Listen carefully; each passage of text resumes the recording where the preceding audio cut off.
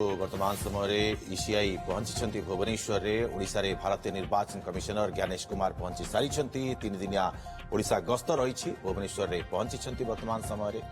प्रथम पुरी श्रीमंदिर में महाप्रभु का दर्शन कर कार्यक्रम रही भुवनेश्वर विमान बंदर चित्र आम देखा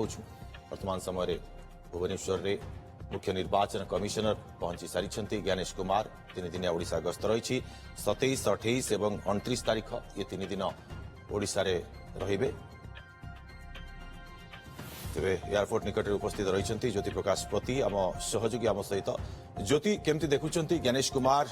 भारत मुख्य निर्वाचन कमिशनर पहुंची सारी भुवनेश्वर एयरपोर्ट रे बाहर केमती प्रस्तुति देखुंट वर्तमान समय स्वागत करने देखो बर्तमान भुवनेश्वर में पहुंचले भारत मुख्य निर्वाचन कमिशनर ज्ञानेश कुमार और तीन दिनिया कार्यक्रम रही 27, 28, 29 और बर्तमान भुवनेश्वर विमान बंदर पहुंचा पर कड़ा सुरक्षा बल भितर बर्तमान बाहर बर्तमान पुरी अभिमुखे यात्रा आरंभ कर पुरी पर कोणार्क जीवे और जब कह 28 तारीख में रघुराजपुर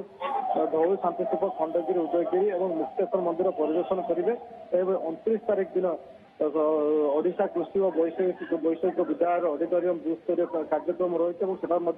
जगदेव पर्व समस्त प्रत्यावर्तन कर तीन दिन भितर अनेक सारा आलोचना जो कह 29 तारीख दिन जो अपराह 3टा समय जो बूथ स्तरीय आलोचना प्रस्तुति होती तीन दिन जेहतु गस्तर आसुंच अनेक सारा जो राज्य कह कटक पुरी और भुवनेश्वर पर्यटन स्थली को बुलिबे एवं बुलवा पर बूथ स्तरीय आलोचना रही आपको लेकिन पूरा प्रस्तुति आप देखुं विमान बंदर परिसर में कमिशनर पुलिस वरिष्ठ अधिकारी मैंने उपस्थित रही सहित भुवनेश्वर पुरी अभिमुखे बाहर महाप्रभु जगन्नाथ को दर्शन पर कोणार्क मंदिर बुलिबे पुणी भुवनेश्वर फेरबे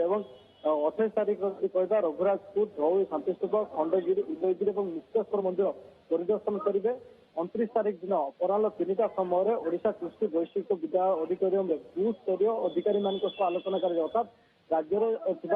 निर्वाचन अधिकारी गोटे आलोचना हम कहीं आगामी दिन जब कह जेहेतु पंचायत स्तरीय निर्वाचन रही शांतिस्तूप सहित हम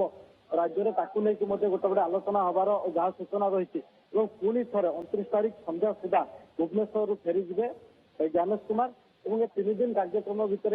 जदि कह 2 दिन जदि कह पुरी और भुवनेश्वर जो सब पर्यटन स्थली रही बुलिबे और ओडिशार कला कीर्ति की जानवे और 29 तारीख दिन अर्थात शेष दिन में बूथ स्तरीय गोटे आलोचना कर